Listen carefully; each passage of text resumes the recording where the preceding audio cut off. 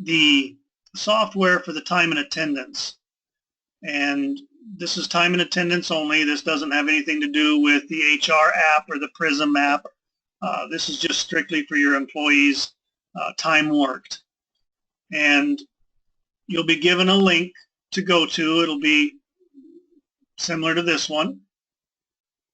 And this will bring you up to a login. Your client ID is on site. Your login ID is going to be your first initial and your last name. And then the password they've given you guys is 12345. And that will allow you to get into your account. Once you log in, this is what you're going to be seeing.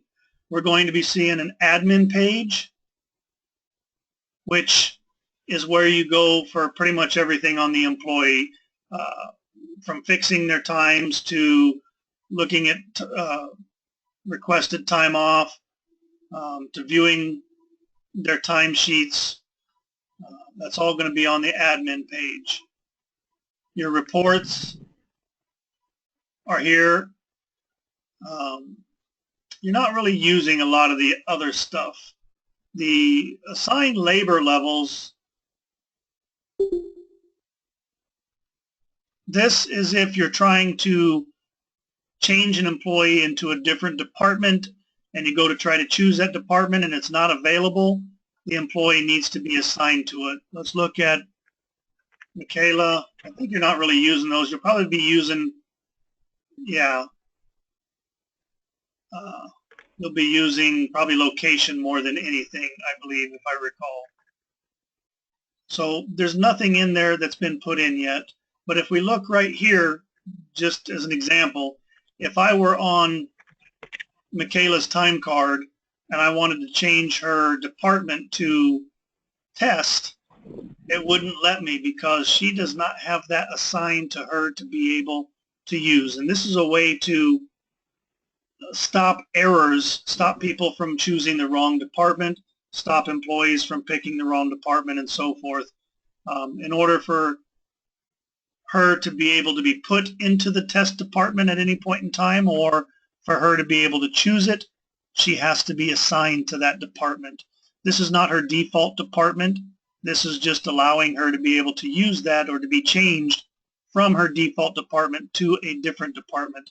The employees have to be assigned to the departments or locations that you want them to be able to clock in and out of. So that's what the assigned labor levels is. And I go down, I pick my employee, and I would come over here and choose, and maybe I want them to be able to, this employee to clock in and out of all locations that are put up, past, present, and future. I would choose the all. But you may not want them. You may only want them to be able to clock in and out of 3 locations. Then you would come in and you would just click one, press your control button, click the next one and the next one, and then the arrow, and that would move just the 3 that you selected. So that's how the employees are moved back and forth. And this may be down the road. You may not have to worry about it right at this moment, but that's what the assigned labor levels is for. Schedules, Lori, correct me if I'm wrong. I don't think you guys are using the schedules right offhand.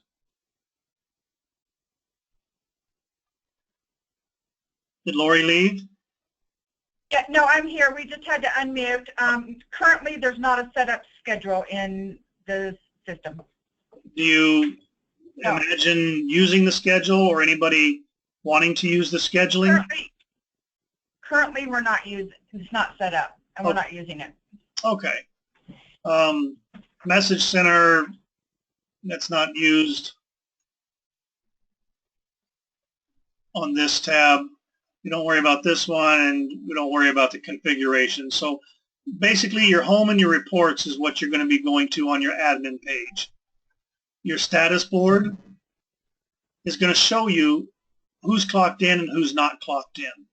If you have more than one group assigned to you, you can come down and select just a specific group. Otherwise, when you click all, you'll see just, you should see just the employees that are assigned to you. as a manager, supervisor, director. This little thing right here, this little person in the blue coat, when I click on this person, I'm able to go in and view the settings I have on my admin page and my employee page. My employee page is this one right here, and as supervisors you may or may not use it, but that's the employee page, and everything here goes to that. Everything right here and actually below has to do with the admin page. And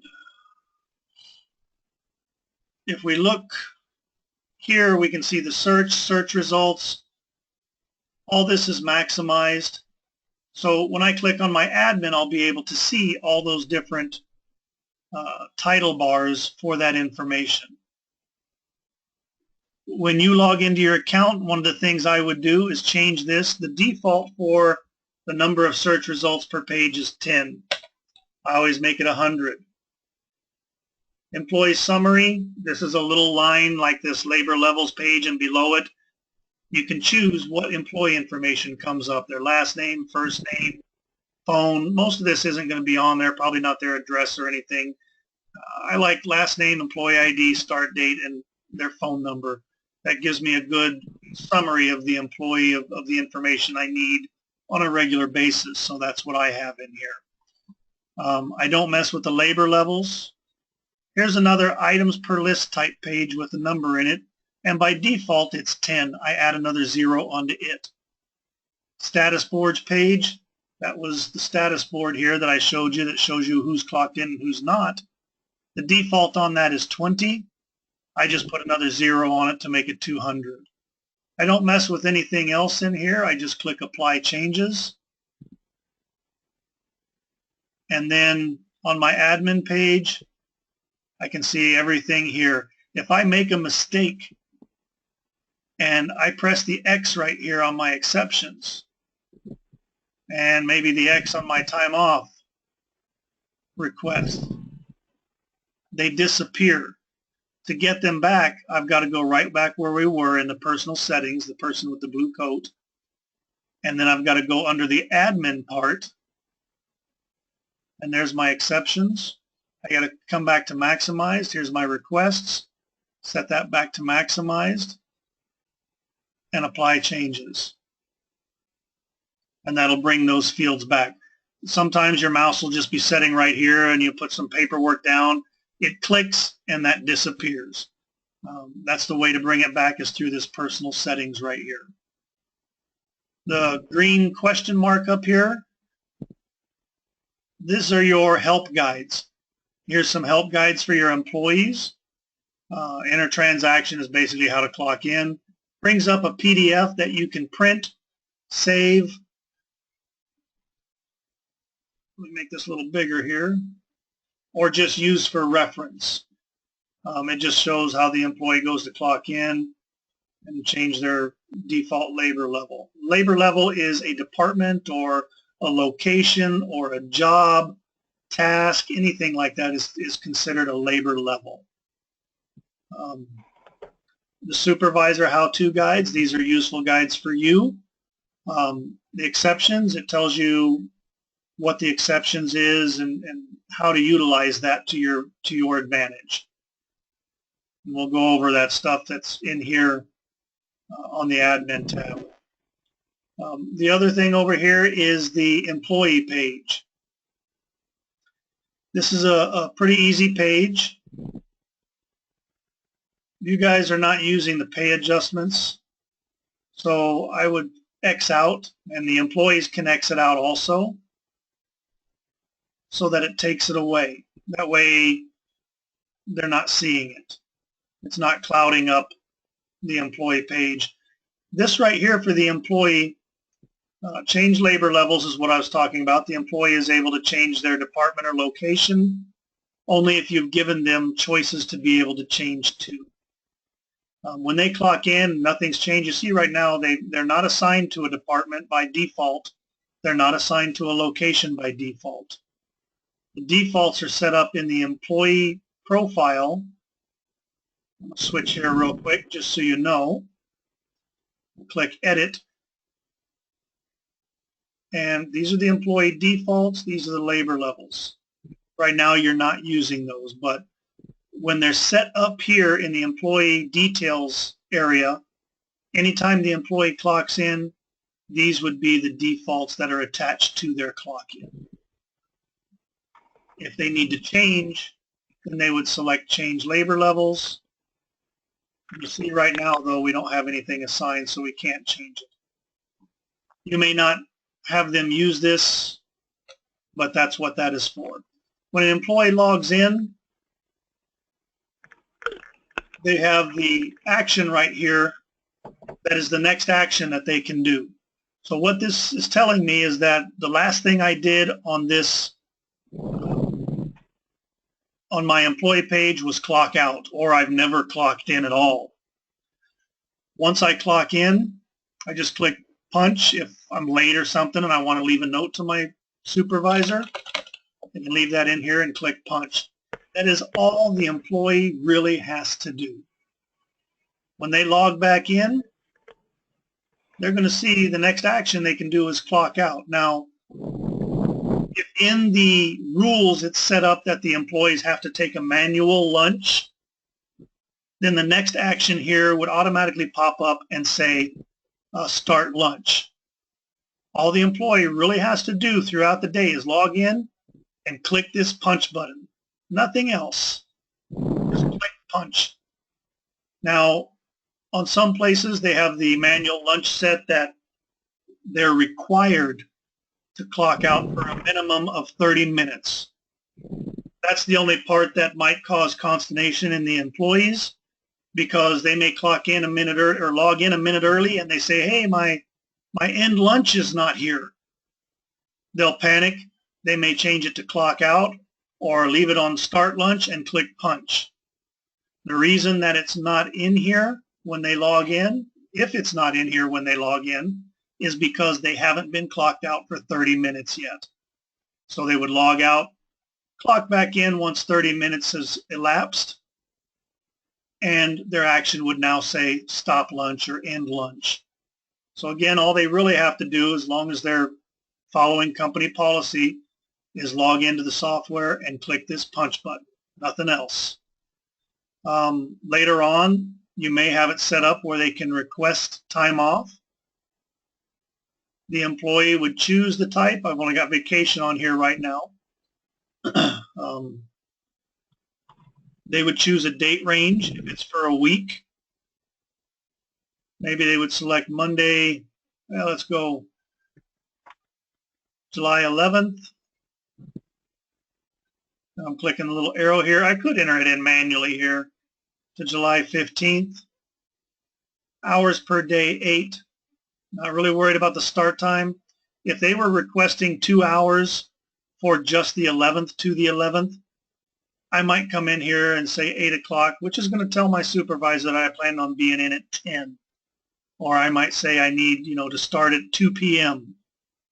That tells the supervisor that I need to be off by 2 p.m. Otherwise, if it doesn't matter to the supervisor or the employee, this can stay at 8. Number of hours per day. If it's just partial for one day, or maybe they're for this week, for whatever reason, a babysitter is not available until 10 a.m., and maybe they just need 2 hours each day because they have to wait for the babysitter to come in to be able to drop the kids off. So they could just simply choose 2 hours, 8 a.m. When a supervisor looks at that request, plus the note, they would understand what's going on. Normally, though, it's 8 hours when it's something like this. I'm going to take this back to maybe the 12th because I don't want to delete a bunch of requests. And I'm going to click Apply. Now, if it's decided that the benefit balances are going to be put up here, the employee would be able to see their balance. I don't know what's going to be decided on that, whether that's going to be taken from Prism or whether the supervisor is just going to look it up and not let the employee worry about it, but that's where... Buddy will be adding their PTO balances there. Okay, excellent. So they'll show up right here. Initial is the amount of hours that were imported for the employee each time. That's going to be their initial. Granted and isn't really used when you're importing balances every pay period. This would be what their used is, of course, and the balance remaining. Now, I might import 40 hours for them, but it comes here and shows up as 8. That would be because the person has future PTO requests that have been approved. Once a request has been approved, it will deduct that amount from their balance, even moving forward. Because obviously if it's for November and they've got 32 hours, that's not something that's going to go in and update your Prism software, but this system will keep track of those hours, and every time a balance is imported, it will deduct that 32 hours from that balance, so you'll be looking at really what they have left that has not already been approved. So that's how that will work. I'm going to click apply right here. As an employee, I can see the date, vacation, the number of hours, and the fact that it's pending. When that is changed to a green check mark, I know it's been approved. If it's changed to a red X, I know the supervisor denied it. That's the employee page here. They can see their times right here. If you want them to approve their times, they should kind of wait till the end of the week. Click this and then click this Save All, and that will approve everything at once. If they want to approve it day by day, they would click here and click Save. It's really up to the employee and you guys if you want them to even worry about approving those. Any questions on the employee?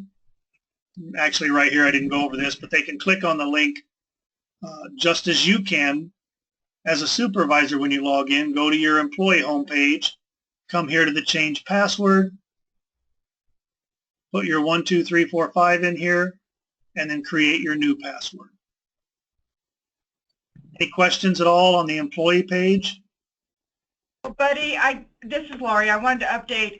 When you went over the department at the very top, we will be assigning individuals to a primary department, and then if they do work in another location, then they can select that other location. So that will be added. Okay. So when an employee works at another location, they're going to click Change Labor Level before they clock in. And then they're going to go to the location and choose the location and click Apply. And then click OK. It will then change their location to what they just chose. And then they would clock in. You know, this would already be set to clock in, obviously, because they hadn't clocked in. Then they click Punch. Then it will clock them in with this location until one of two things happens, until they either clock out or until they come back here and click Transfer. So if I go from location A to location B, but I'm still clocked in, once I get to location B, I'll log in. I'll select Transfer for my action. I'll change my labor level first, sorry. Select the new location I'm at now, the second location. Click Apply. Make sure this says Transfer and click Punch. Then from that moment forward, their hours will be assigned to the location that they chose until they either transfer again or until they clock out. Once they clock out, it resets back to their default location. Any questions on that at all? Okay. So moving on a little bit here. I have one question. Go ahead. Go ahead. I have one question. This is Michelle. So under hours worked, will that show every day the time where we clocked in and out for lunch? Yes. Here's. I it'll bring it up. I apologize for that. I was just covering the basics with you for your employees. But as they clock in and out, their hours will be here. This person, I don't have lunches on this pay period, but we can see the in. We can see the out, the number of hours for the day. We can see overtime that's accumulated. Down at the bottom, I can see my work hours and my overtime. If I have vacation or sick or holiday, it will appear above the work as, HOL or holiday, 8 hours, sick, whatever you have. It'll break it out for you, put it down here in your total, and then your total overtime hours. Okay, and if you're an employee that clocks out for lunch, it'll show that as well on that part section. If I don't think I did any lunches for her on this. What they're going to look at for the lunch, and let's go ahead and do that for Lori real quick. I'll put some lunches in for the 6th and 7th. I've got some on the 20th here. Let me go back. This is current pay period right here. Oh, that's the schedule. Current pay period up here. Right here I can see 2 days, 3 days with the lunches. Clocked in at 8 a.m., clocked out at 11. And I don't want to confuse you. They didn't clock out. They started lunch. But for the system, it's considered an out punch, a time out. And Okay. Either time in to lunch. Okay. So their morning hours, their afternoon hours, their lunch hours. Okay. All down here, this is the unpaid, and this is the paid. I see here lunch, and it's over here is their hours for lunch. So that's how it would appear, even though the employee is still only going to, punch with what the actions are. It's going to appear here, but that's how we read this. Clocked in to work at 8 a.m., clocked out at 11 for lunch, worked 3 hours in the morning. Their lunch was from 11 to 12. The afternoon was from 12 to 5 for a total of 5 hours. Okay. Does that work? Thank you. You're welcome. You'll also see you will be automatically clocked out after 6:30 at 12:13 a.m.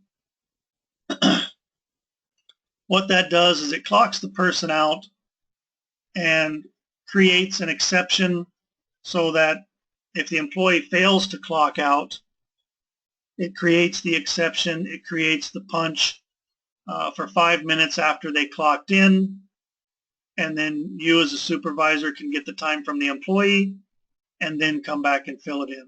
But I'll show you how to do that. But that's what that means. There's just an automatic clock out after 17, 18 hours or something like that. If they haven't clocked out within 17 or 16 hours from the time they clock in, the system's going to automatically clock them out. It will not calculate any hours for them for that day. So as a supervisor, you would see that there's a missing punch. You would have to get the time from the employee. You would have to correct that punch, and then it will allow hours to come through. But that's what that's for. So I go to the admin page. Any other questions on the employee page? Okay, so I'll go to the admin page, and this is where you'll spend most of your time in here. Your exceptions, when you first log in, all of your date ranges here for your exceptions, your timesheet, the schedule, those are all going to be the same date, the date you log in. I always come in here and click current pay period, and then I can go back to the previous pay period to make sure that I've got everything completed. I don't have any missing punches here. Go back to my current pay period. I can see I've got some punches to correct. Now on hers,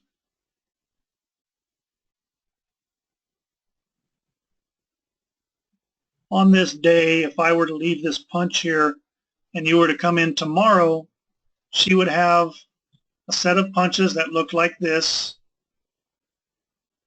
down here. The date would be the 29th, and the time would be 10 8:18 a.m. There would be no hours totaled. So all you would do would be click on the magnifying glass down here, and I'm doing it up here because there's not two transactions. And then on the clock out, you're going to put in the correct time and a supervisor note and click apply. If I click on this one right now because there's only one transaction, I don't have the other one over here to put in yet. Tomorrow morning, that will appear on this side and I can come in. Obviously, she's not at a problem right now because it is the 29th and, you know, it's just barely clocked in.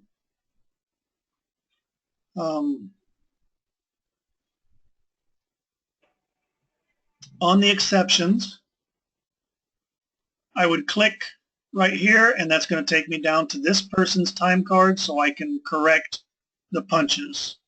We'll come back to that in just a few. Time off request. I can look at all, what I've approved, what I've denied, and the pending. Click on one of those and click apply, and whatever I've chosen here in my group and action will come up on the screen. Right now I can see that Lori has requested vacation. She submitted that request today. It's for the 11th of July. And she wants 2 days, 16 hours. I can click on Display Calendar View, choose July, and apply. And if anybody has that time off already on those days, they will be listed right here.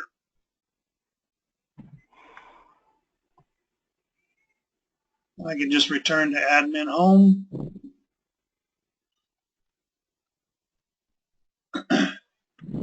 And we can approve or deny, leave our note for what we're doing, and click apply. Once I click apply, it's going to move this into her time card.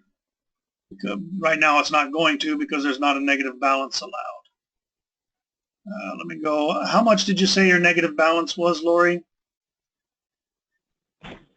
Up to -30.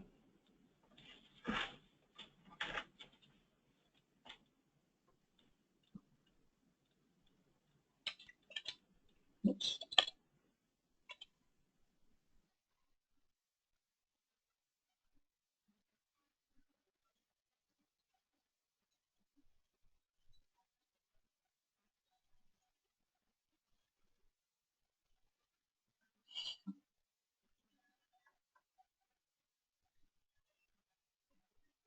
It's still there. It's pending.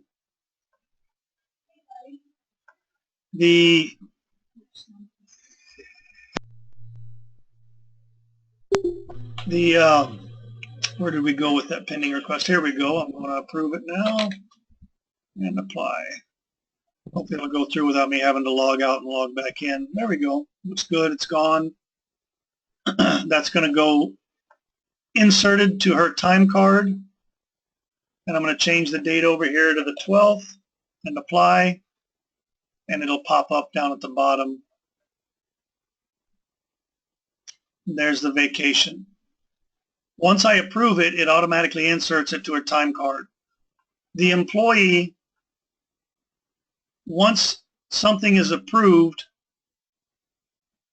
on their benefit, they need to leave it there. Do not delete it once it's been approved. Even if they decide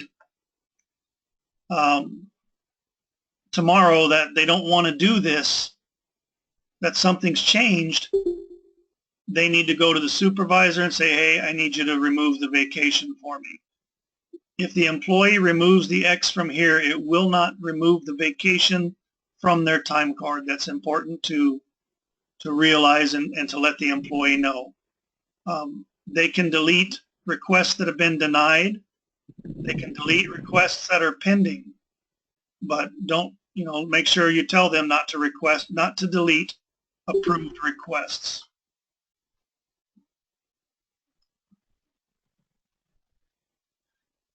So that's exceptions, time off requests, any reports we've run in the system, which I'll show you how to run a report in a little bit, will appear here in the chronological order and time and date that we ran the report. Labor level filter, I leave this alone. Employee search, I really don't need to use this because they're all looking at me, in front of me. If I do, maybe I've got an employee ID, I don't know who it is. I can enter that to the search and click search, and whoever has that will pop up. But with less than or at 100 employees, they'll all appear right here. So all I have to do is alphabetically go through and look. This is the current employee. I can tell that this is one in the black print. That's my current, and I can verify that by right here that she is the current employee. This is the employee summary I was talking about when we were looking at the personal settings that I put through. These are the things you could change based on whatever information is imported to the system. The timesheet, again, you see me change the date right here manually and click apply. And you're able to do that if you want to see a group of punches between two particular date ranges. Normally, though, you're just going to be clicking on the current pay period or maybe the previous pay period for the information that you're looking for. Right here, as a supervisor, I can see this is grouped by 3. That tells me that they clocked out for lunch. Morning hours, afternoon hours, and the lunch. And I see the total hours paid for the day. Same thing for anything going below. I do have some missing clock outs, clock ins, and things like that in here.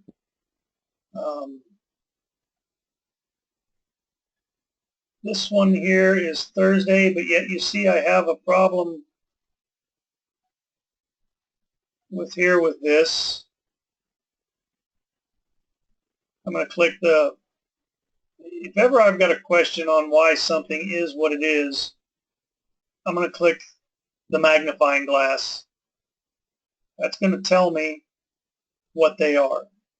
I was expecting this to be a start lunch and this one to be an end lunch and something to have happened up here, but they're an in and an out. Fair enough, but that means that I've got an in here with no out. So for something like that, I've got to come down here, and to add one punch, I would use a partial shift. That's just a single punch. If I need to add 2 punches, maybe they were at a location or the internet was down, they weren't able to punch, whatever the reason, I've got their in and out time and I need to put it in, I would click add work shift because that enables me to do 2 punches at once. Now, this doesn't have to be a matching set of punches. These punches don't even have to be for the same day. They could both be clock ins. And this could be for the 28th. Maybe she forgot to clock in on the 29th and the 28th. I can use the work shift to add both of those punches in at once rather than having to do 2 partial shifts. So right now I've got a clock out that's missing up here, and that's the 24th, and that's 11 a.m. All I have to do is put 11A, and the system knows that that's 11 a.m. I could put 11 a.m. space A space a.m. colon 00 space a.m. whatever I want to put in here, but 11A, the system understands it's 11 a.m. So I'm going to put a clock out up here for the 24th at 11 a.m. Down here I'm missing a clock in. I have the clock out at 5 p.m. so I need to add a clock in on the 24th at 12 p.m. I'm going to put my supervisor note as to why I'm adding this in, and I'm going to click apply. If I had to change their location because I've got a clock in, I would select change labor level, choose their location, apply, and then apply.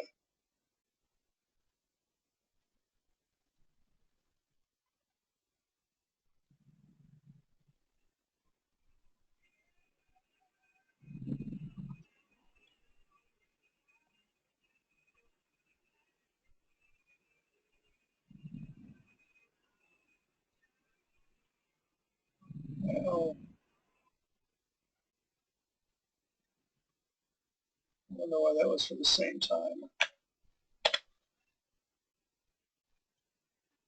And 8 to 11, 11 to 12.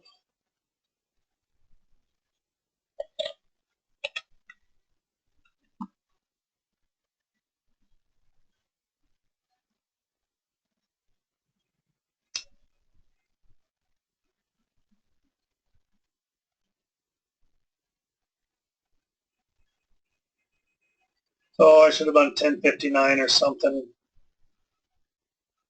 Let's see here. I'm not sure what I did on this.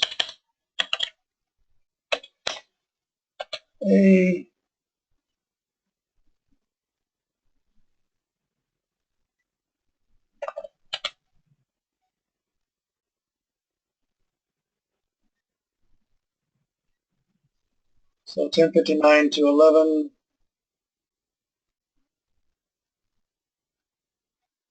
There should be an out. Somehow or another, I wasn't paying attention to the times when I was doing this.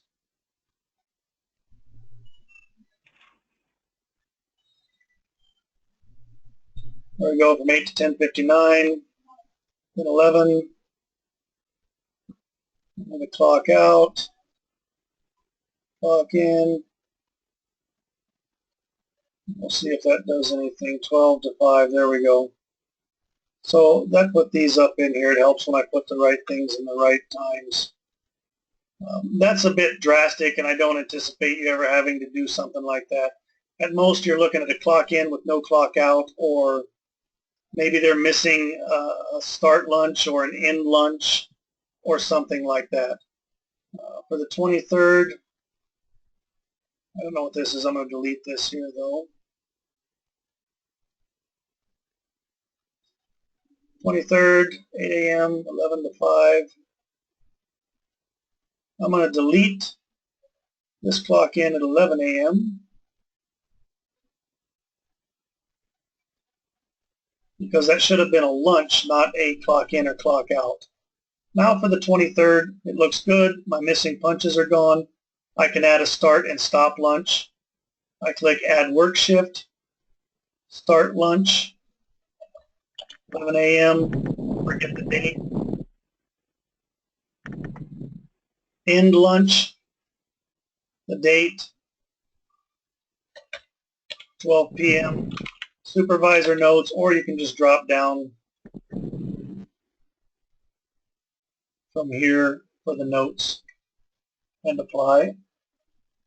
And now that's changed. I've added the lunch in here and split them up, and I can see properly 8 hours and a 1 hour lunch. If I needed to add an out punch for this day, add a partial shift. Oops.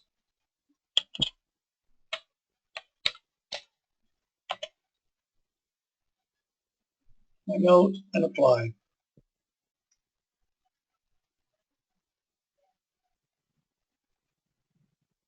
I've also got to remember to make this here my clock out.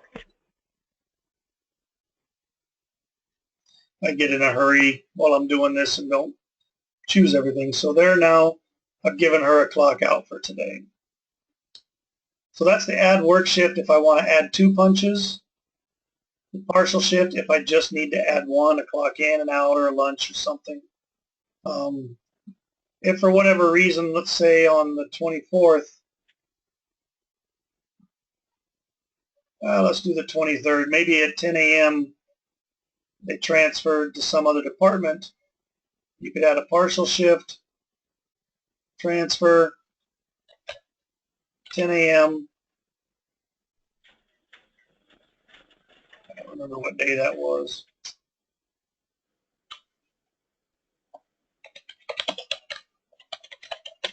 Transfer location, change the labor level, choose the location, apply, and then apply. And that's going to add another time in, just like this. There would be 4 lines. There'd be 8 to 10, 10 to 11, then the lunch 11 to 12, and then 12 to 5 for the last part of the day. The add non-work shift, if for whatever reason the employee maybe was sick yesterday and they come to you and say, hey, can you put a couple hours of sick time for yesterday? You can click add non-work shift,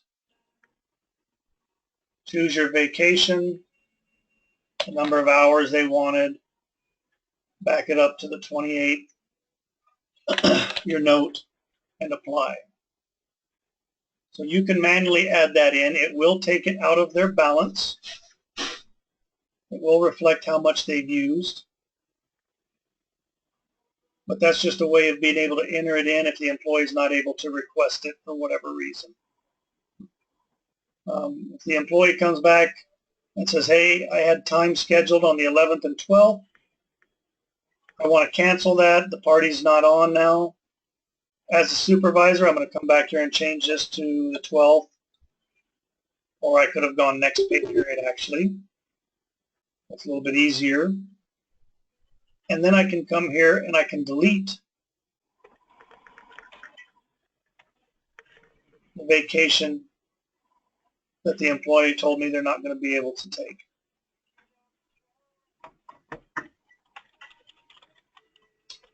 It puts the time back into their balance.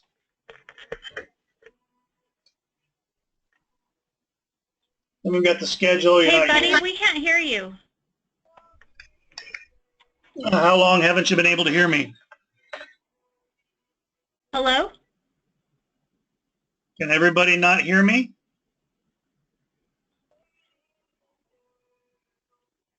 Maybe he can't hear us either. I can hear. Because I don't think we're lost connection.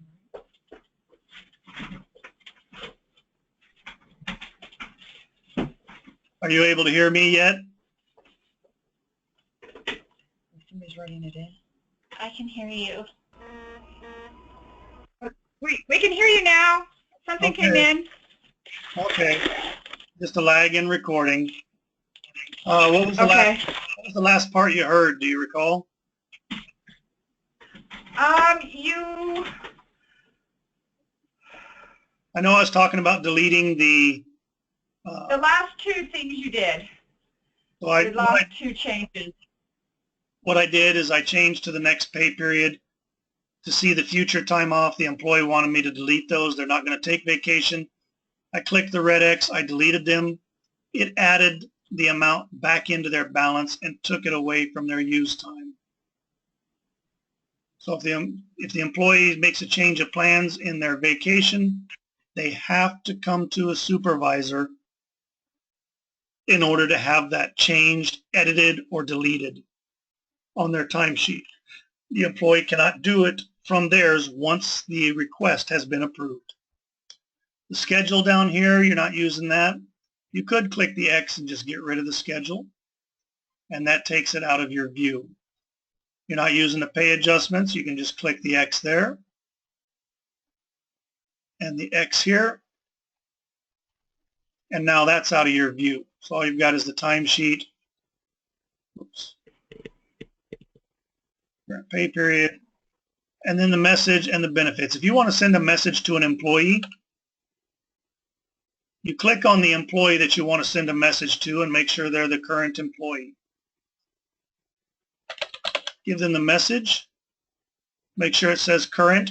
You could send it to all of your employees, or if you just clicked on people whose last names had LEE in it, and they would show up in your search results, you could choose search results. Normally, you're just going to send a message to the current employee. I click send. It tells me it's been sent. When an employee logs in next, it's going to act like this. You have X amount of new messages. I can see my messages here. I cannot clock in or out. I cannot see my time card. I can't do anything until I acknowledge that I have new messages by clicking this OK button. So I click OK. and now the rest of it appears, and I could clock in or out.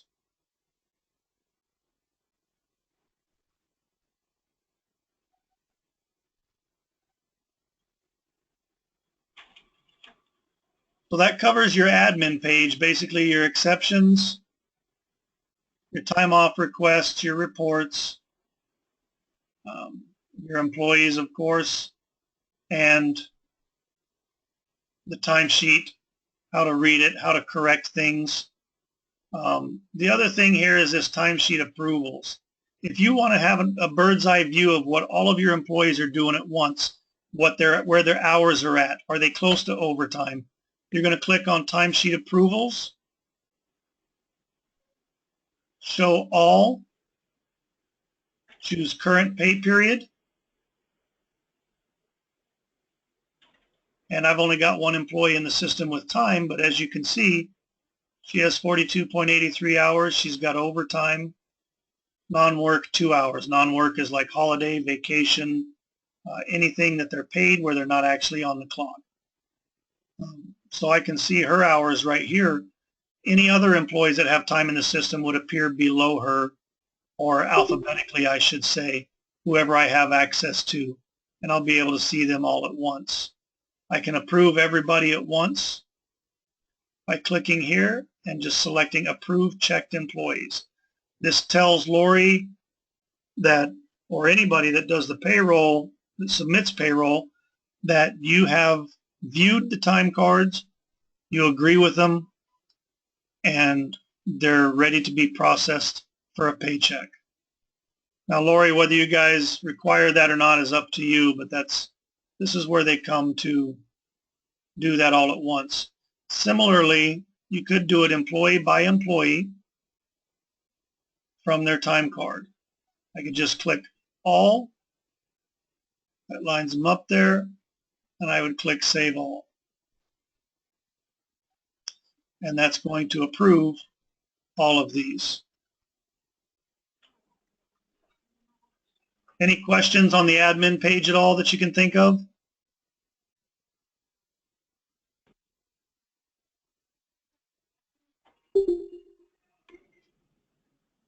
All right, so the reports are all pretty much the same on running a report.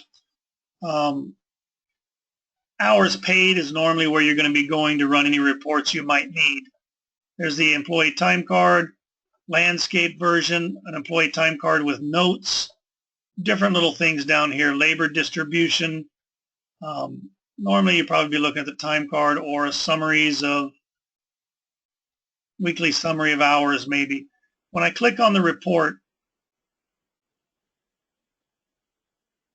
I can say display this name on the report. I can add something to the name, or I can erase this name altogether and put in my own name what I want to identify the report as. I can choose a specific group or just run it for a specific employee. I'm sorry, what? Okay. Sort order, I normally like mine last name ascending. Report, PDF, Excel, TIFF, RTF. Just leave it in PDF. These are all going to stay the same unless I have salary people underneath my login that I don't want to come up on my report. Then I might just say hourly. When choosing a pay period, this is just telling the system what your current start and stop date of the pay period is, so that the system's able to calculate what the current pay period is when you choose this. Some companies may have a group of employees that are paid weekly, others bi-weekly, and some semi-monthly.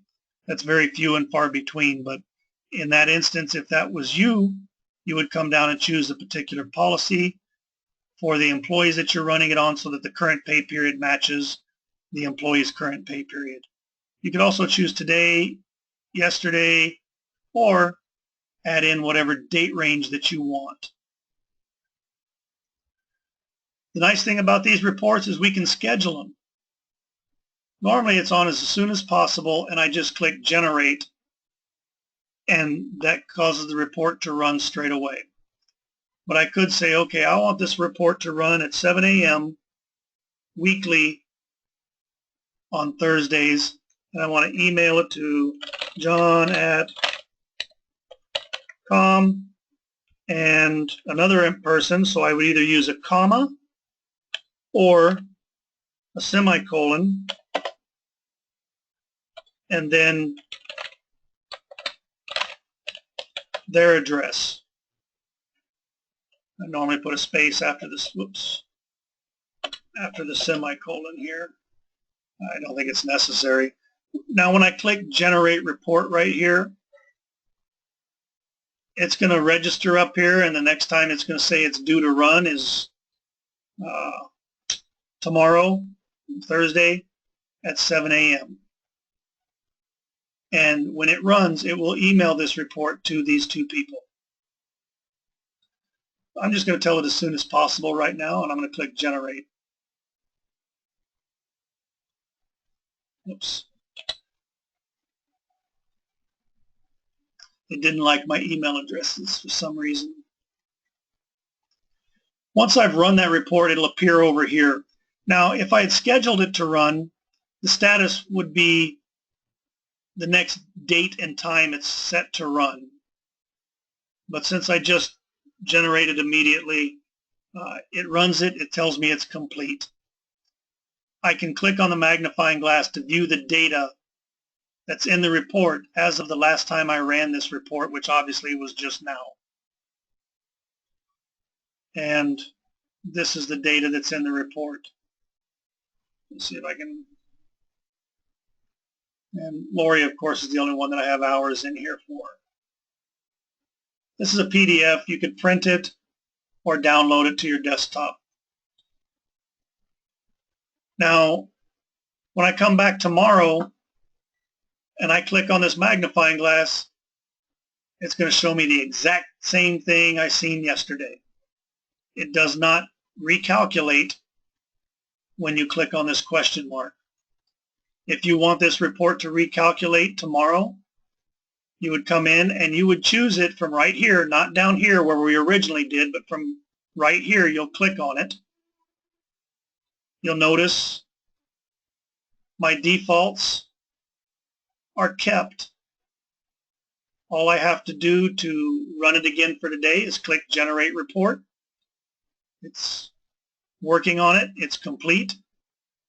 And now I can click the magnifying glass and it would show me if there's any new information for today. I leave the reports over here that I use on a regular basis so that I don't have to come over here, look for them again, and then go back through and refill everything out.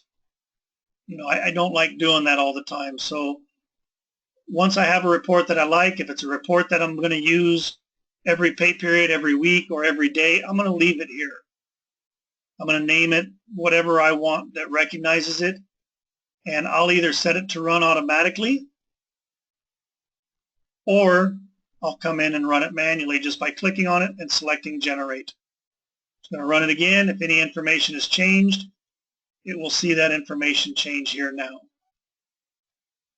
Back on my home page, under my generated reports, I can see each time I ran this report. So if I wanted to go back and see what it looked like the first time I ran it, I can come back here. I see the date and time that I ran this report, and I can look at what it was here and have those totals for that time and date that I ran it. Or I can come up here and see what it was. I can compare, whatever the case may be. But right here, it's just going to throw those reports over here. If I want to go back and run a report again, I can click right here on this Run Reports link.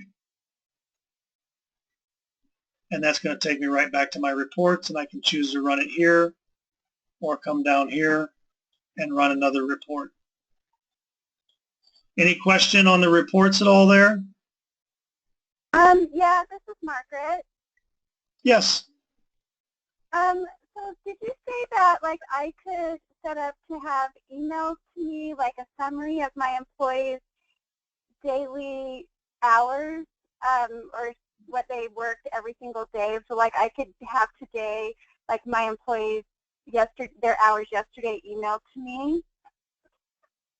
That is correct. And probably the weekly summary hours would be the one to use.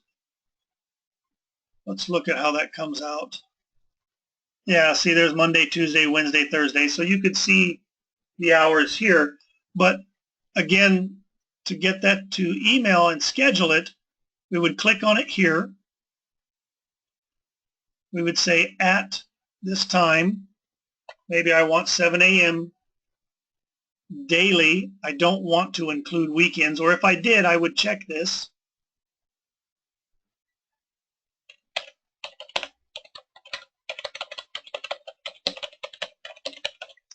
Add the address or addresses separated by a comma or semicolon, and then click Generate Report. Okay. I can see right here the status, 6:30, that's tomorrow, 7 a.m. That tells me when this report is going to run next. And when it runs, it will email the report to me. Okay. So that's all you have to do. Okay. Any of these reports, the employee time card, for instance, you could fill out how you want it to come out, and then down at the bottom, at 7 a.m. daily, your email address, and generate. And that's going to bring that out for you. If it turns out you don't need that, you can click here, say as soon as possible, erase the email, and click Generate, and that's going to change it. And you see it just ran, it's complete, and everything is good.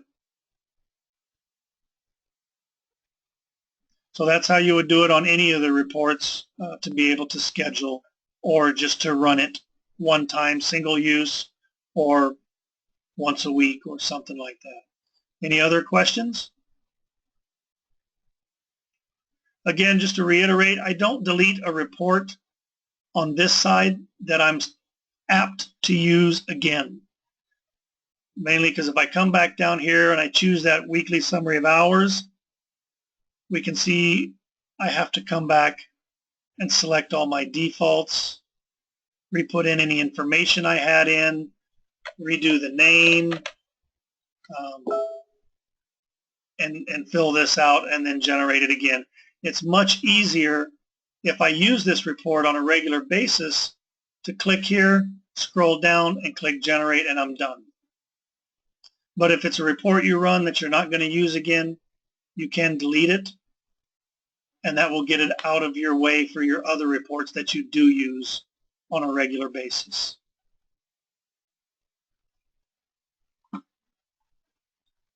Any other questions at all?